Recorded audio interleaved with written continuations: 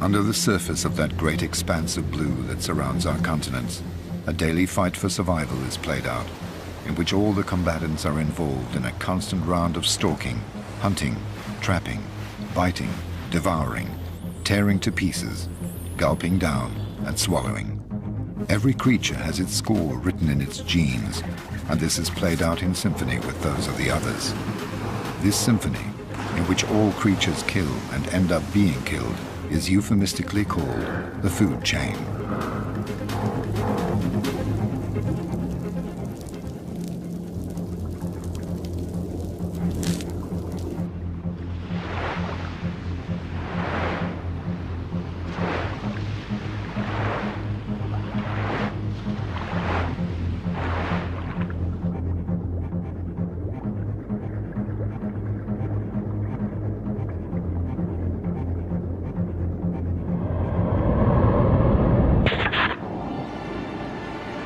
In the Pacific, around the islands of Micronesia, lie shipwrecks that are witness to a war between humans. Their guns are long since quiet, but once a year the animals now living in and around them bombard the sea with their eggs and sperm. On the bridges of battleships haunted by corals, the funnels no longer emit smoke, but eggs.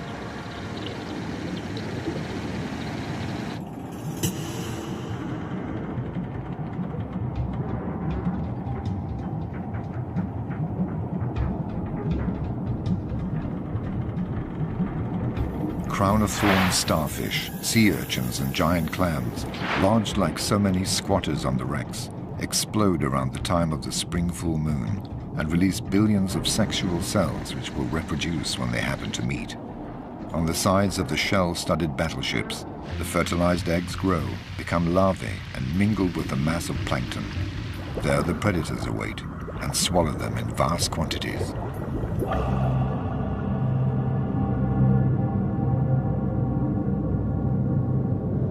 The largest of these has managed to move its 10-ton bulk here for this annual rendezvous, which promises to provide it with an orgy of plankton. This 18-meter giant, the whale shark, has come with its escort. Jacks take advantage of the hydrodynamic effect it creates to travel more quickly and without effort. They adhere to its lips in the hope of gleaning a few scraps of food.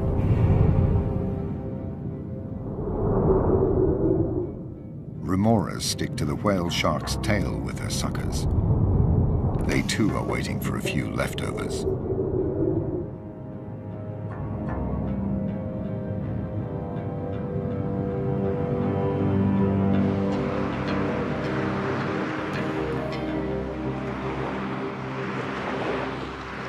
The whale shark is joined by other giants.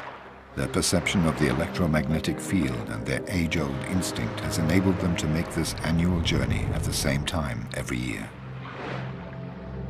They suck up the plankton at the surface rather like skimming the cream off milk.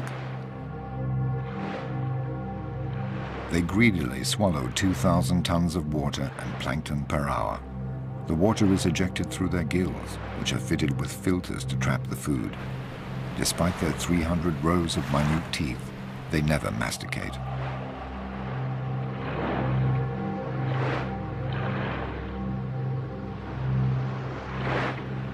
Their horizontal swimming enables them to feed continuously while clearing their filters of the excessive plankton.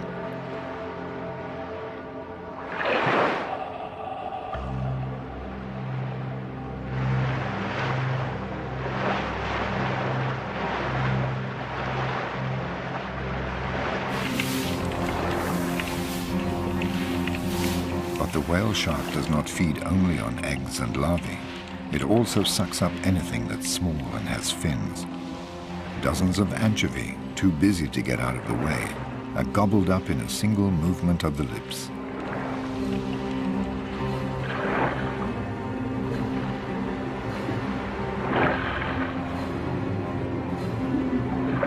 When the school of anchovy takes flight, the shark heaves itself back round towards it. The anchovy then seek to protect themselves by twirling around its body.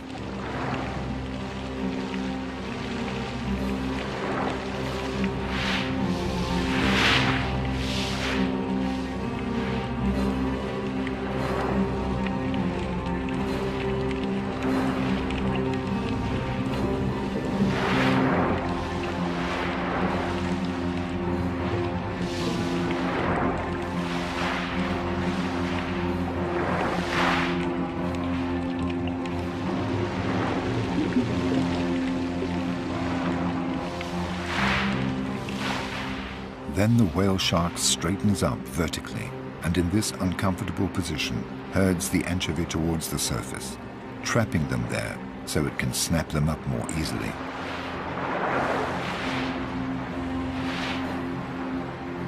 You are never alone in the ocean. Inquisitive sea lions come to see this great beast which is feeding on anchovy in their own hunting ground. It has left them without anchovy and is calmly gliding away. The sea lions have noticed more interesting prey, a school of steel pompanos, also attracted by the plankton. Faced with the predator, the steel pompanos regroup into battalions and close their squad's ranks. Like an army of immortals, lost in the mass, they seem invulnerable. The sea lion has a problem, focusing on a single pompano. In response to their zigzagging maneuvers, it counters by dividing up their battalion. Finally, it notices the fish that is having trouble keeping up with the rest. It isolates it and will not let go.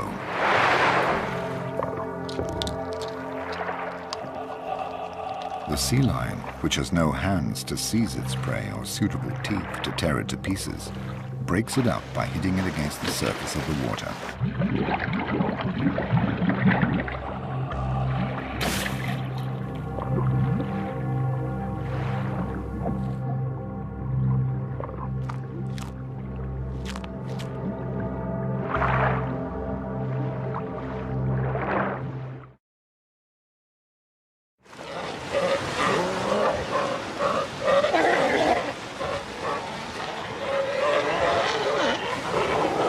The sea lion is a mammal and likes to play for the sake of playing, often to the detriment of its prey. The turtle is a difficult prey since it has so many scales and a razor-sharp beak, so the sea lions tease it half-heartedly for a bit of fun.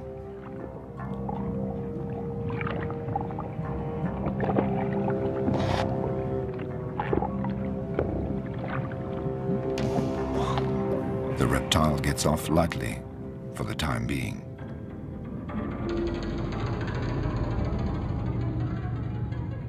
But fish also abuse the slippery surface of its shell to remove their parasites.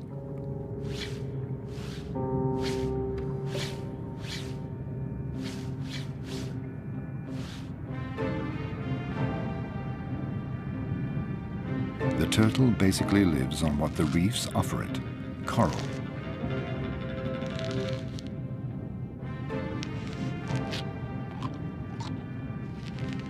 While it cleans the coral, the fish clean its shell.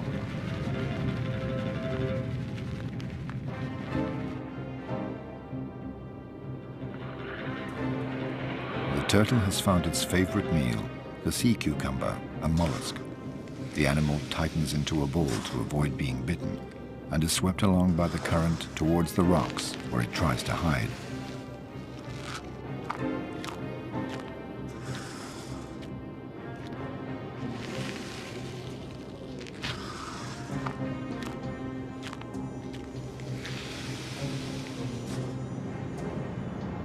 The turtle can migrate thousands of kilometers to feed or to find a mate. Coupling occurs on the surface. It's a procedure that takes time, and the turtles need to breathe.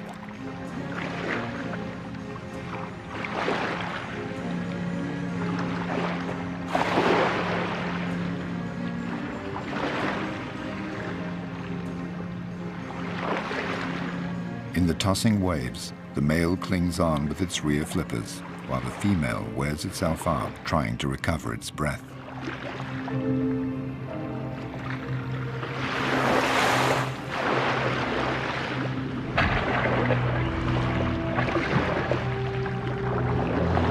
The female will cross an entire ocean to lay her eggs. She will face 1,000 predators and will often have to break using her 4 flippers in order to avoid them. But she will always end her life in the mouths of scavenging sharks. At one of the summits of this food pyramid, one solitary predator reigns supreme, the tiger shark, king of the warm waters. Always on the lookout for food, this 6-meter-long predator glides along in coastal waters near oceanic islands. If it fails to find any live prey, This fin dustbin contents itself with picking clean the dead bodies lying among the reefs. The tiger shark, a veritable hyena of the seas, is a great eater, but none too fussy about what it eats. It does not discriminate, and happily bites into everything. Large and small fish, manta ray, turtle, marine birds, sea lion, but also tin cans, boots, and even compromising papers belonging to one of Napoleon's spies. Anything that arouses its sensory receptors will provoke an attack.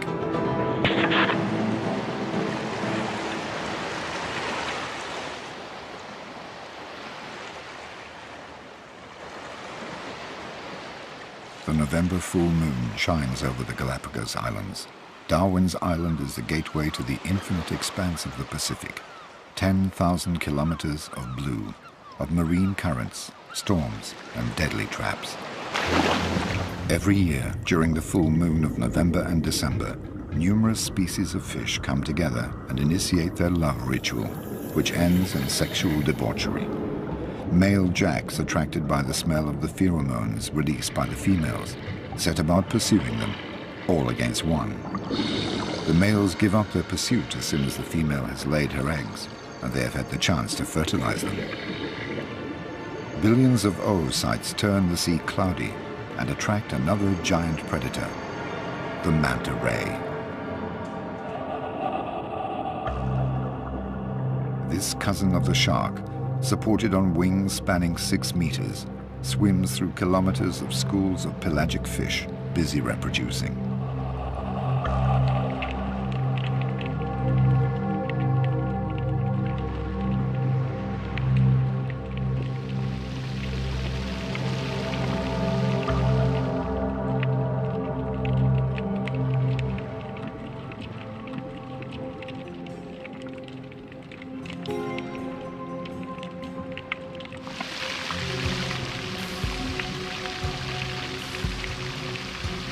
With its large mouth open, the manta guzzles down the eggs, rushing the groups of fish which close ranks. Side by side, the rays comb the sea, swallowing thousands of lives.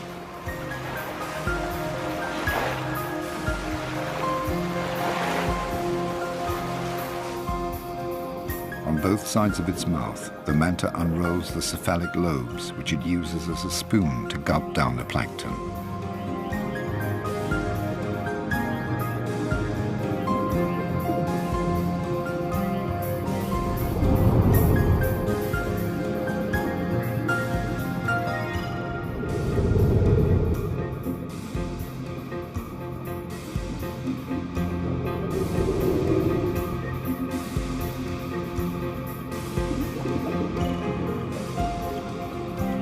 Attached by their suckers to the manta's back and belly, the remoras feed on food scraps and parasites. And on the remora's back, other parasitic fish bustle about and clean them in turn. Alongside the food pyramid, there is a cleaning pyramid.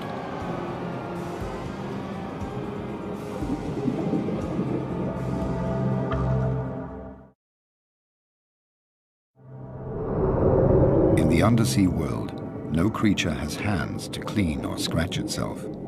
So prey and predator spend a lot of time rendering such services to each other. Its meal over, the manta ray has just come to rest over a reef, always the same one, and offers its gaping mouth to the scavenging wrasse, which thoroughly rid it of its parasites.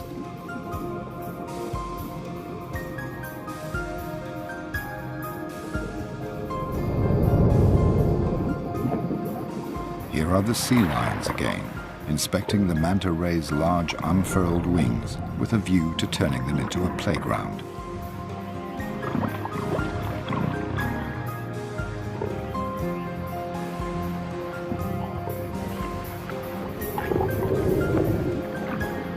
This ballet between mammal and shark has a different meaning for each.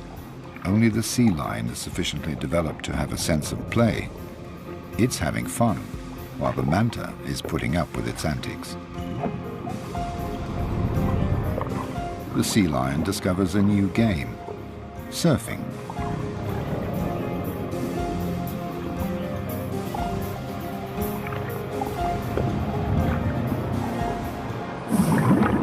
vast blue expanse, nothing is wasted. The manta ray's excrement makes the remoras happy.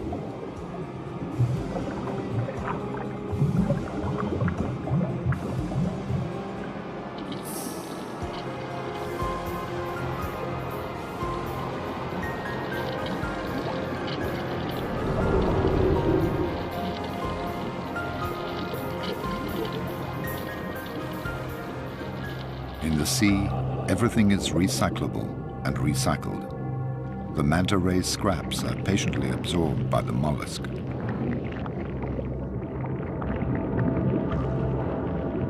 The mollusks suck up the food, grind it with their small teeth, detaching the particles and bringing them back to their oral cavity.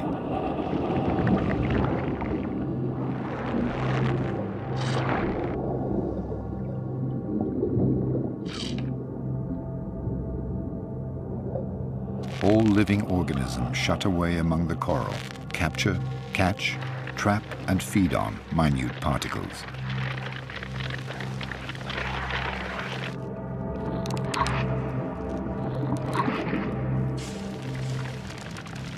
When life abounds in diversity, there is considerable interaction between animals and intensity of predation. Over the millennia, the animals invent new strategies for survival or capture. Camouflage is the most sophisticated form, where the creature attempts to blend in with the surroundings on account of its appearance, movements, or color. A crab carries an entire sea urchin in order to hide and to put off its predators. Other monsters lie in wait in the sand and only keep one eye above the surface.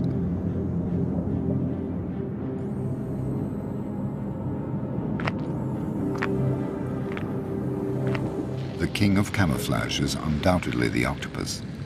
It can change color at any time by simple contraction and relaxation of its pigmented cells, the chromatophores. It confuses its enemy and allows it to swoop down on its prey. Its meter-long tentacles crush the large crab in a few minutes, and then its sharp beak tears it apart.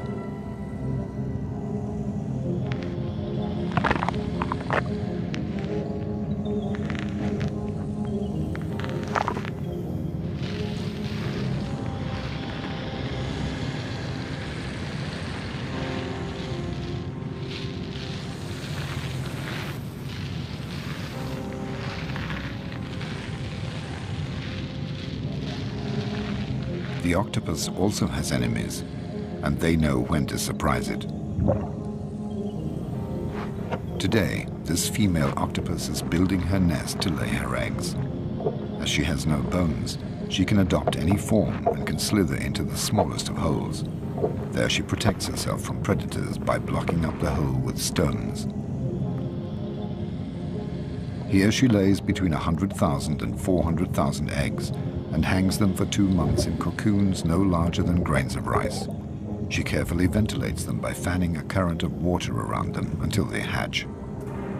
While she's taking care of her future offspring, she stops feeding for 2 months and will therefore die as soon as they are born.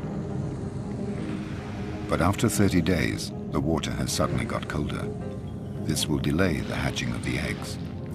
The female is weakening fast. Will she live long enough to look after her eggs until they hatch? Driven by necessity, she makes the mistake of leaving her den to look for food. Her neighbors, the moray eels, which usually distrust her, sense that the balance of power has changed.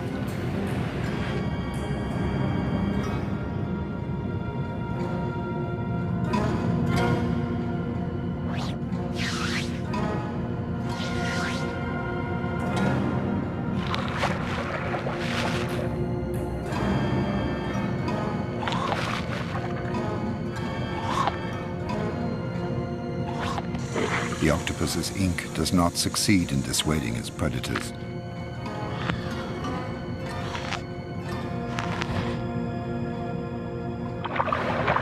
The moray eels do pirouettes, rather like crocodiles do, to tear off meat.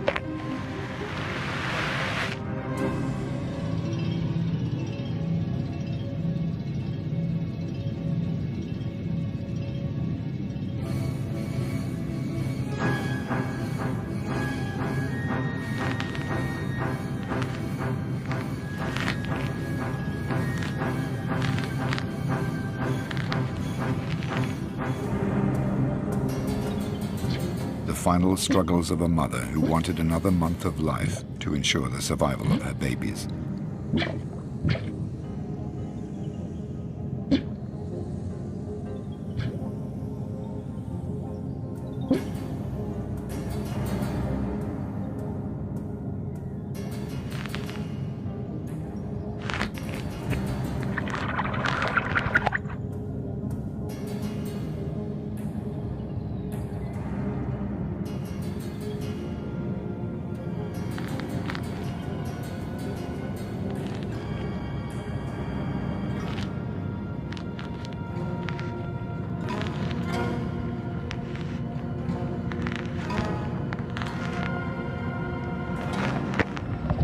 The female dies in one last cloud of ink.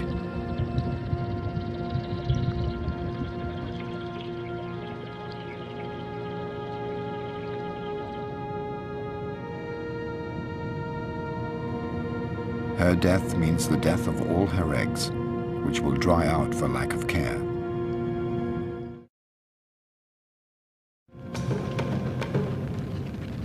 It's the time of the truth, a time when the prey cleans the teeth of the predator, who badly needs it.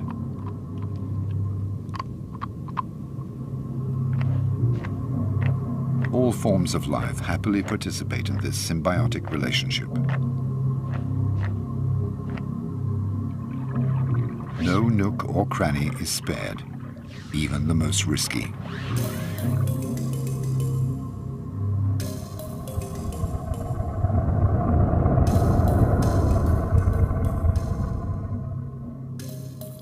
Some fish are more cautious and don't entrust their flanks to others.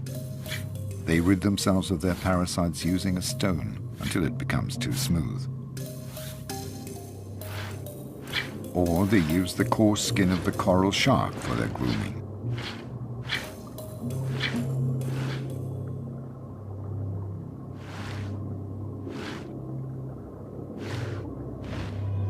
The coral shark has a problem. It is not quick and agile enough to catch a healthy fish. It therefore depends on the preparatory work of other fish. These hound an octopus and wound it. The meal is ready, and the coral shark only has to help itself. A relationship of service is also established between the coral shark and the jack. The jack sets about hunting. It attacks and wounds an ailing creole fish. The creole fish shelters in a cavity. The whole population of the reef comes rushing in for the kill. But the sharks drive all the other creatures away and fight over the prey. It's every shark for itself. It's a matter of seeing who will be most adept at working its way into the rock crevice.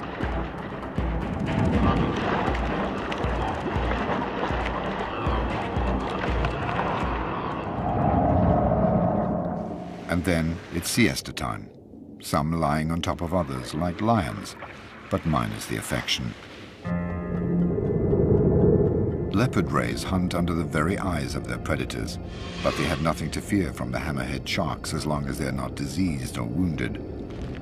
They scan the floor with their nose, which is designed to detect crabs, shells, and mollusks. They dig to unearth them and take in sand at the same time.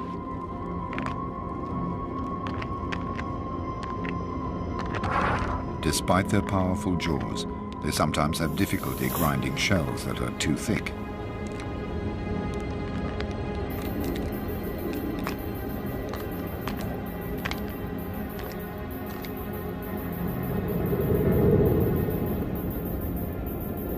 And soon the schools of leopard rays will cover the sea like so many stars carpeting the sky. It's time for the killer whale to try its luck. This mammal reigns supreme at another summit of the food pyramid. It's the nightmare of the rays, because unlike the sharks, which only hunt at night, it's active day and night and needs to feed more often than sharks. It harasses the rays until they become exhausted and zeroes in on the weakest.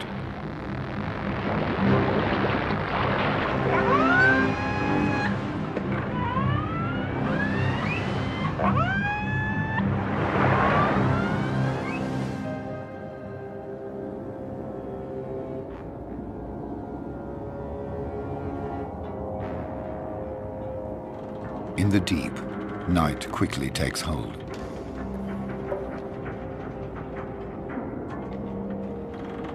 Among the debris of naval battles, another battle is played out.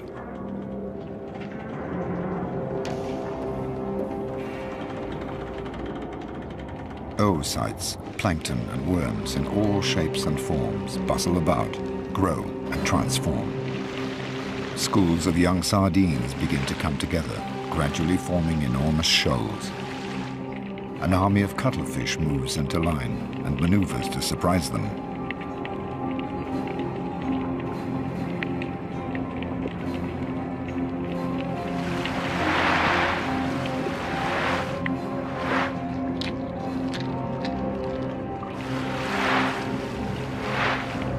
The cuttlefish has 2 tentacles and 8 arms. It launches its 2 tentacles like harpoons and stores its prey using the suckers covering its arms.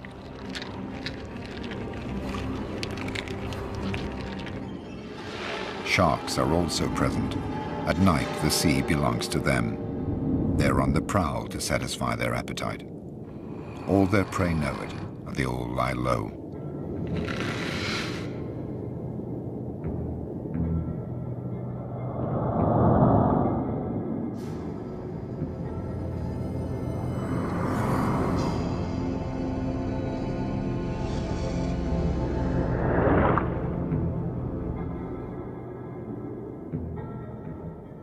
Others don't bother to hide, for they are toxic and their stings are poisonous.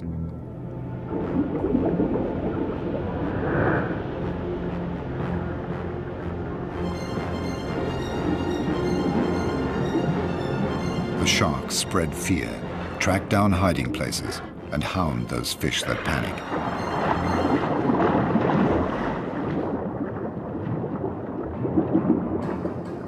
This fish has hidden itself well, but it's disturbed by a lobster. Its movements attract the attention of the pack.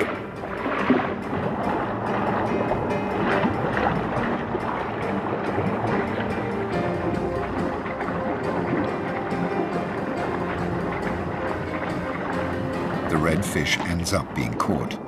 A parrotfish looks for a refuge. Will a mere crevice be enough to protect it from the relentless sharks?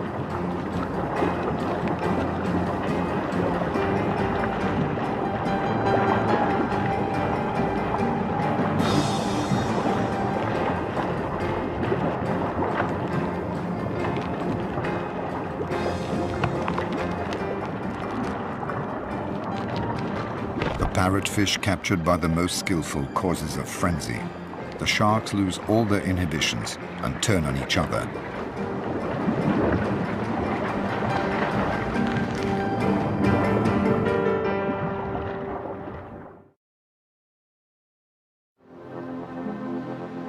It's along the coasts of Chile and South Africa that the food chain appears in all its splendor. Cold currents trapped between the coasts and the continental shelf travel northwards where they mix with the warm waters. This cold current is rich in plankton and attracts schools of pelagic fish, such as sardines, which use it as their staple diet. Enormous shoals of sardines are formed, covering several hundred kilometers, and are driven by the cold current surging up the coasts toward the warm waters where they will breed.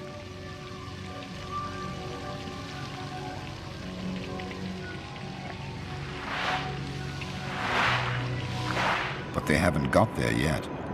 Their journey will turn into a genuine obstacle course. All the sea's predators will be converging on them, starting with the schools of jacks, whose equivalent on dry land are packs of wild dogs.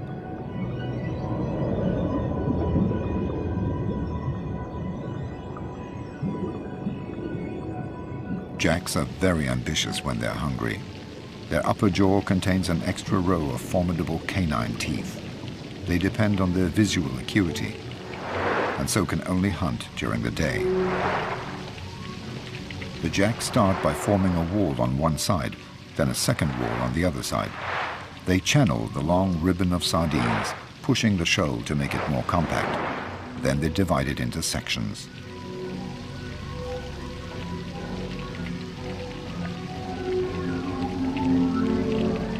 sardines close ranks, squeezing up against each other. Finally, the jacks isolate a group, pursue it, and drive it towards the surface. Then they proceed to attack. The first of the many feeding frenzies that the sardines will suffer is beginning.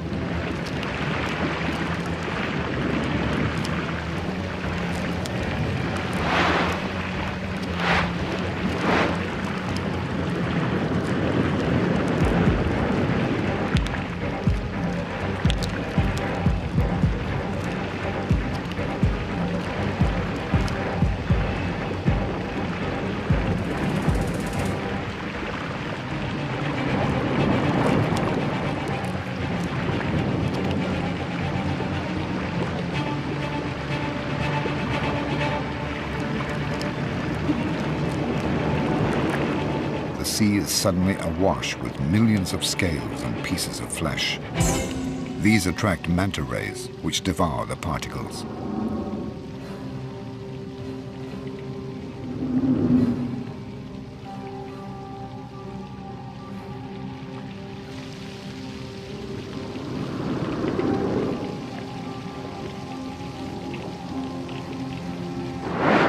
Then, when the jack's frenzy has died down, larger though no less voracious fish take over. The wounded or dead sardines fall through the water at a breathtaking speed, but will not have time to reach the ocean bed.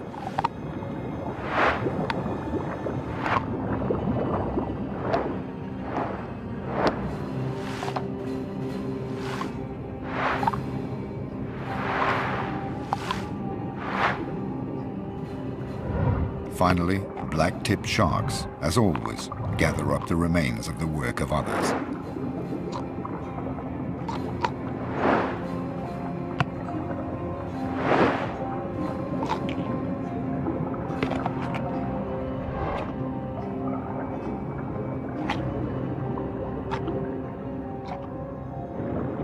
When the sardines have all been devoured, the jacks regroup. They feel heavier, they digest, and it's their turn to be vulnerable as they close ranks again. They have sensed the threat of their predator, the bottlenose dolphin.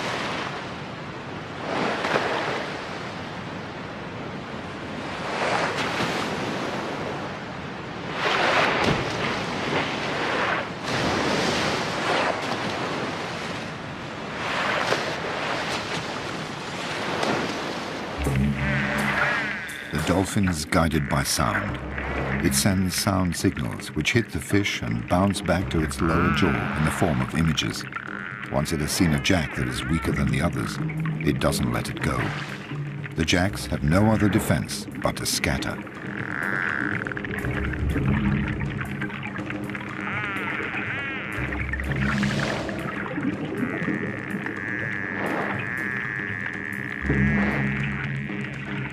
The dolphin can simultaneously snatch and swallow several fish per minute in a single movement.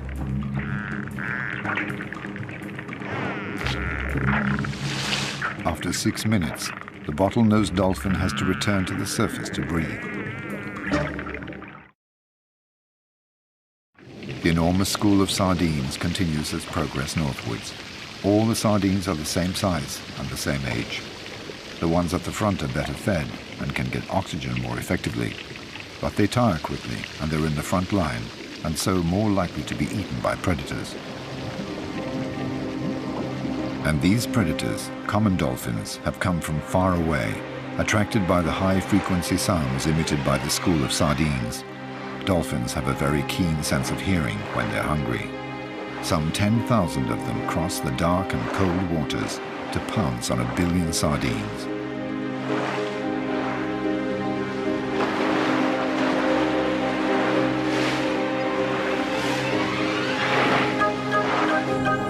They're all there, the females with their young pressed against their belly, supervised by groups of male guardians. The oldest trail at the rear.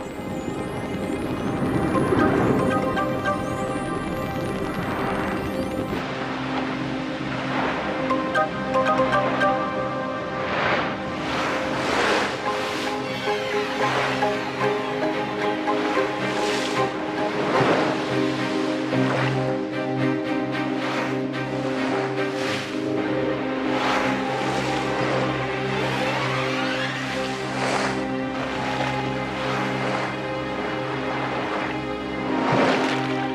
all have a voracious appetite. They communicate their enthusiasm and fine-tune their hunting strategy. The well-organized dolphins dive under the shoal of sardines and push it up towards the surface. All they have to do now is open their mouths and help themselves.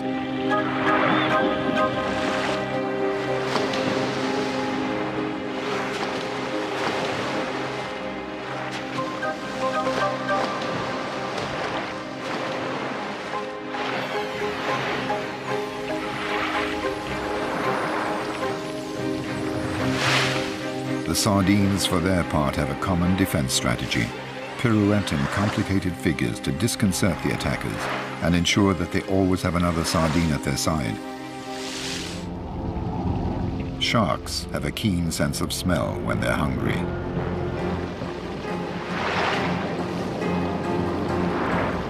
Unlike dolphins, sharks don't live in a cohesive social structure. It's every shark for itself.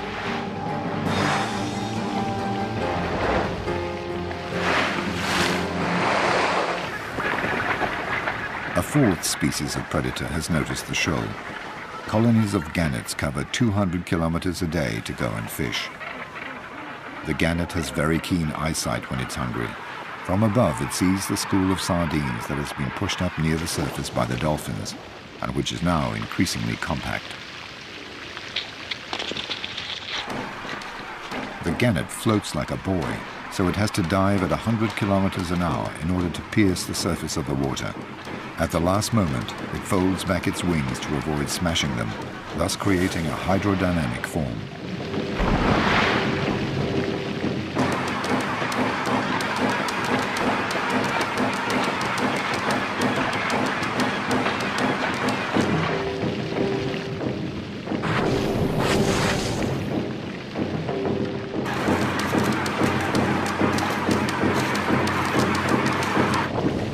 Gannets dive in successive waves, up to 30 meters deep. Sometimes the shoal manages to place itself beyond the reach of the birds' beaks, and the gannets tire.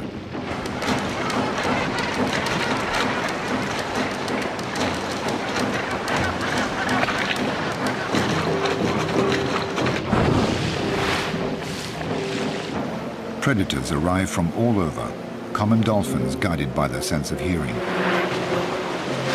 gannets by their eyesight, and sharks by their sense of smell. An informal alliance of predators formed for a feeding frenzy.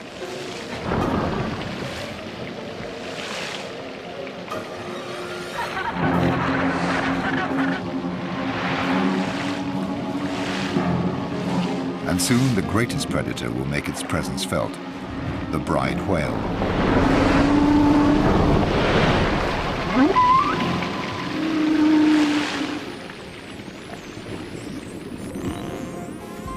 The party is over for today, and the common dolphins return to their polar waters. They express their contentment, sharing their excitement, and regaling their young with lengthy tales of the hunting adventure. For the young are there too. They have not taken part in the hunt, but they have observed it, hidden beneath the belly of the adult females. The females took it in turns to dissuade the sharks from coming near until they had all eaten their fill. The school of sardines, despite its losses, continues northwards and approaches the coast. It passes alongside a cliff where a sixth predator perches. The frigate bird, with its 2-meter wingspan. The king of the gliders is also king of the cowards. Unlike the gannet, the frigate bird does not secrete enough oil to protect its wings, so if its wings become wet, it sinks. It has therefore adapted its hunting method to its handicap. It is one of nature's bag snatchers.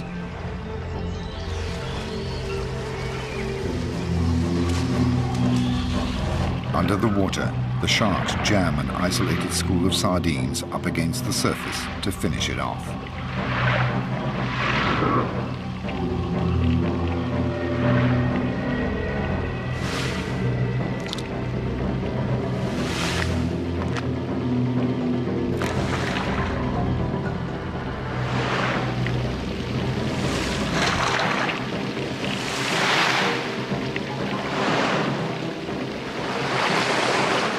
frigate birds have to sneak between the shark's teeth and the spattering of blood without getting too wet in order to capture their prey.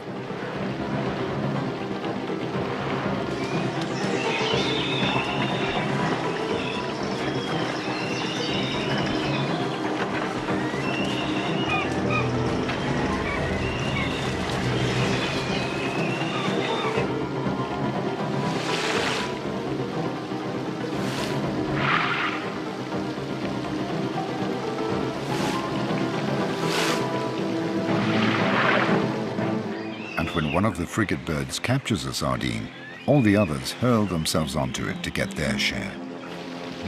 Finally, what remains of the school of sardines arrives in the warm waters of the north to breed there. For many of the older sardines that have already made the journey often, this will be the last one, because the food chain is dominated by one supreme, invisible predator, Homo sapiens.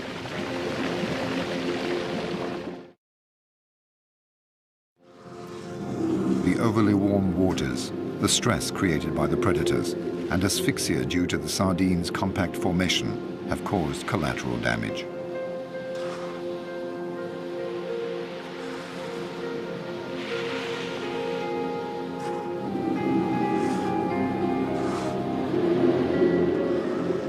Carried along by the current, they will not go far because refuse collectors are following their tracks.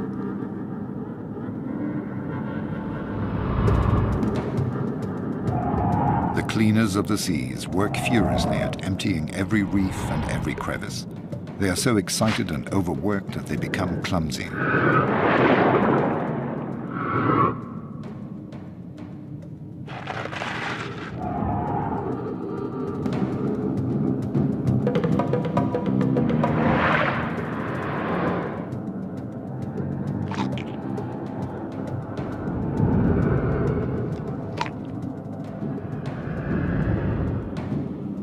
Everything is cleaned. Thanks to the sharks, the sea will always be clean. This one-month frenzy comes to an end when the ferocious predator turns into a docile patient, imploring a wrasse to clean its teeth.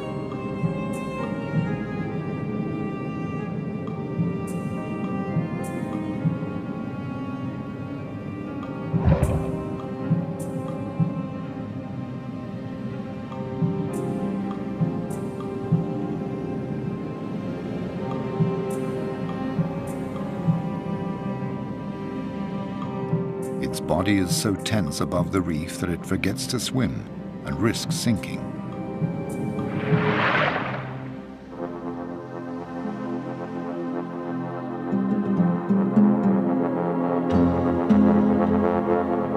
The southernmost tip of Africa, at the Cape of Good Hope, where the warm waters of the Indian Ocean meet the cold waters of the Atlantic, is where we find the largest of the predators, the great white shark. It lords it over a large area containing a dozen colonies of sea lions, its favorite prey.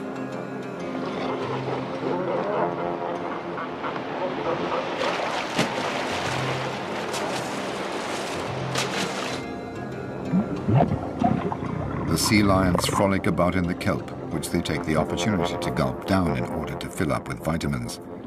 In a radius of a few meters around the island, they feel safe thanks to the shallow water. Among the panic-stricken sardines, they're enjoying themselves, playing with the cormorants.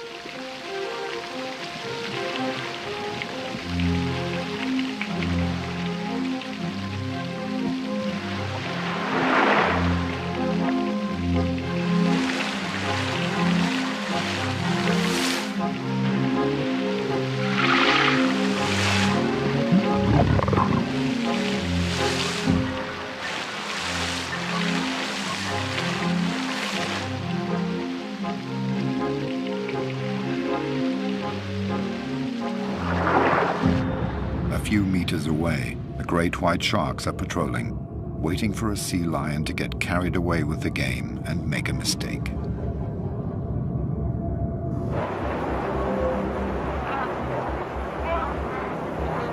Some 20 great whites are laying siege to these 2,000 sea lions on the little island.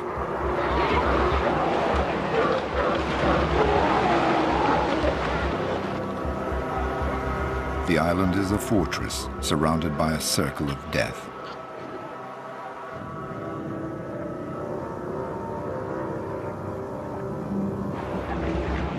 The 6-meter-long great whites glide close by the island, but don't dare penetrate the kelp which surrounds it, out of fear of getting stuck there among the rocks on account of their size. This predator and its prey have swum face to face for thousands of years.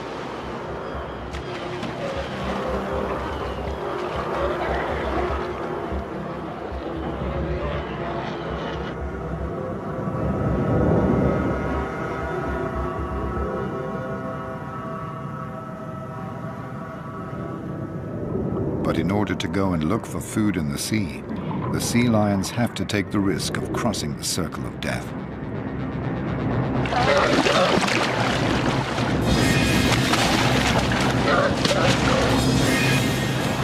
The sea lion is knocked about, but as happens every so often, it manages to escape thanks to its agility.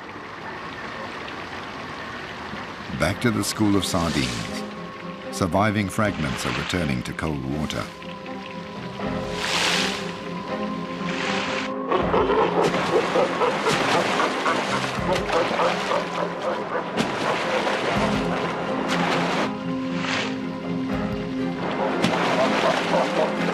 Bronze sharks, natural predators of the sea lions, join them but don't pay them any attention.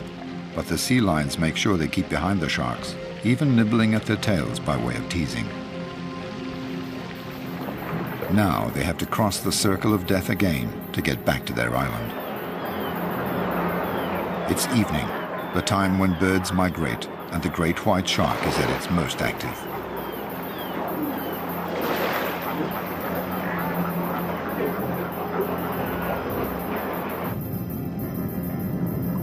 For their part, the sea lions are tired after their long journey and are less vigilant.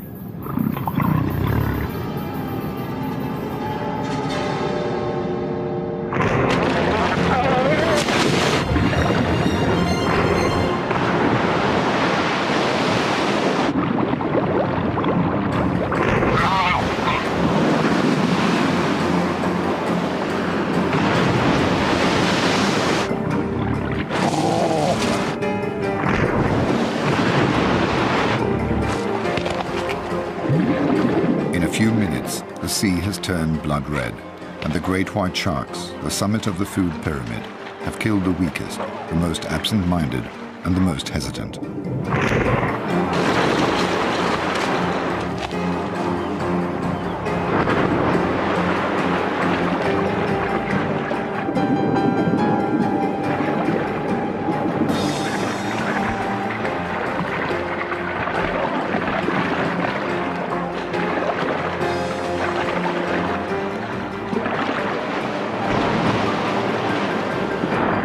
Over the course of thousands of years, each animal in its own way has brought about a natural selection amongst its prey.